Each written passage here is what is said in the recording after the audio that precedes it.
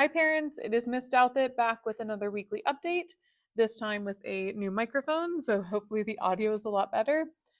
Into the updates for the week of September 15th. It is a long one, so definitely sit back and stay with me through it all. We're going to start with our new checklist that students have. Students are given a new checklist to keep in their binders to help them keep track of their weekly assignments that do not change. This checklist is something that students can use as they see fit, but it can also be helpful for parents to keep track of the assignments that are mandatory each week. A reminder that students are given time before school starts from 7:10 to 7:40 to work on these assignments, and they're also given independent time in the individual classes to work on them. Students sometimes will want to complete them at home to not have to worry about them during the day, or some students may need to complete them at home to catch up before the end of the week when they are due. These are going to be our assignments that do not change every week, so our two past I reading lessons, two past I math lessons, quill assignments, reflex math, legends of learning, and that type of thing. We will eventually add Renaissance Place points when we get into quarter 2, but for right now, it's just those things that you're going to see on the list, and it is broken down by every single week so students can keep track of what they have completed. Those aren't the only things that are due for students every week, but those are the things that do not change. So it's a nice checklist for students to keep track of things that they need to get done every week. Book fair. Our book fair shopping day is this Wednesday during the day. You can send students in with cash or you can load money onto their e-wallet using the link that I included in the email. If you would like to come after school this Thursday from 2:30 to 5:30, you will be able to shop with your child during family shopping hours.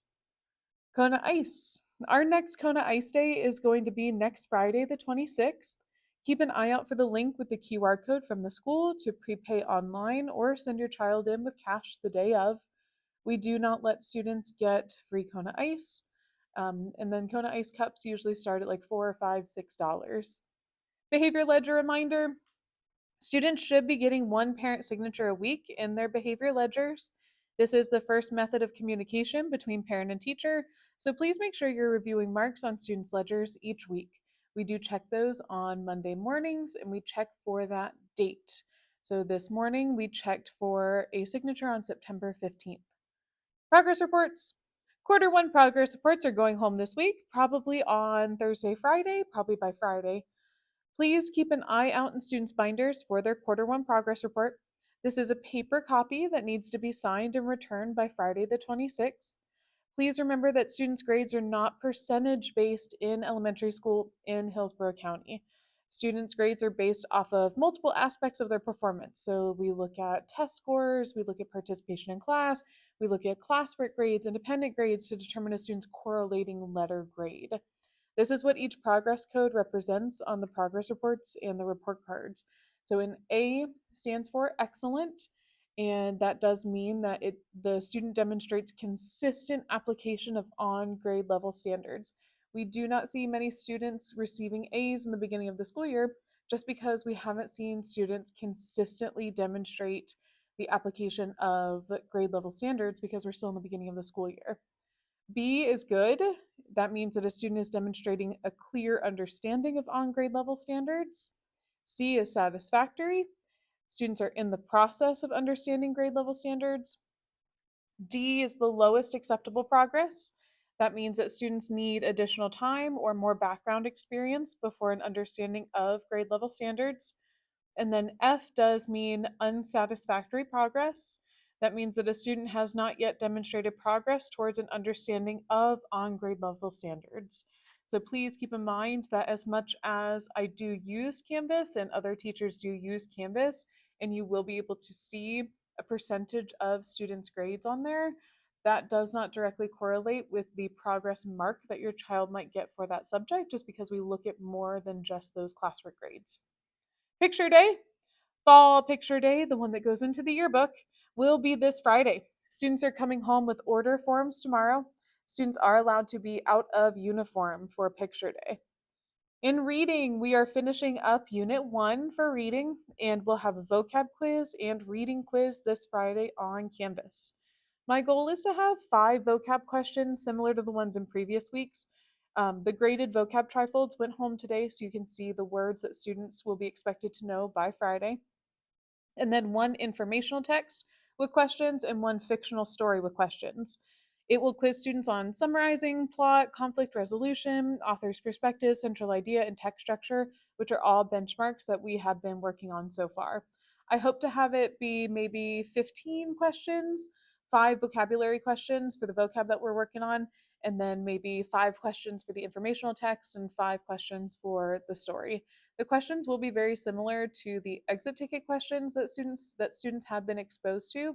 The only difference is that students read the stories with me when we do exit tickets, and like we discuss the stories or we discuss the text, and then students take the exit ticket to see how they do on it. Whereas this, students are going to have to read independently. They're going to have to read something themselves, interpret it, and answer the questions themselves. So we're going to see how students do. As soon as students submit, you will be able to see their grades, and you can always go in as your child, and you can have your child log into Canvas. You can have them click on whatever assignment that you want to look at, like an old exit ticket, the essay that they just submitted, or you can have them this Friday, once they get home, you can have them click on the reading quiz and it will show their results. And as it shows their results, it will also show the questions. It'll show the questions and what the student answered and what the correct answer was. So you're always welcome to review at home by just having your child log into Canvas as themselves. In writing, students completed their first argumentative essay of fourth grade and submitted it on to Canvas. I had maybe 95% of students get to actually typing it and submitting it on Canvas. I did have a handful of students only finish their rough drafts and they turned in their paper copies to me. So, in the notes section, if it looks like your child's assignment is missing, I did make a comment on whether or not your child turned in a paper copy to me and I'm grading their paper copy, or if your child just did not submit anything to me. They were due on Friday of last week. We are moving into another essay here soon. If you are to log into Canvas, I'm working on grading the essays and giving individualized feedback to each student, and the grade and feedback will be visible on Canvas. So if you go into Canvas, again, as if your student logs in, they go into reading, they go into modules, they scroll down, they click on the flood argumentative flood essay.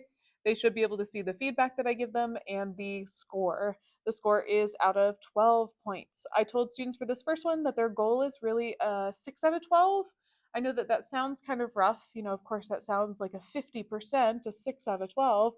But this is the first time that students are ever having to write like this. This is the first time that students are having to read 3 sources, follow a prompt, and take text evidence and make sure they're following the prompt and writing 4 paragraphs. Like, this is truly the first time that students are having to do this type of writing. We are not expecting perfection with this first one. So if your student scored anywhere close to a 6, that was perfect for our first one. We had a few things that we really wanted to focus on.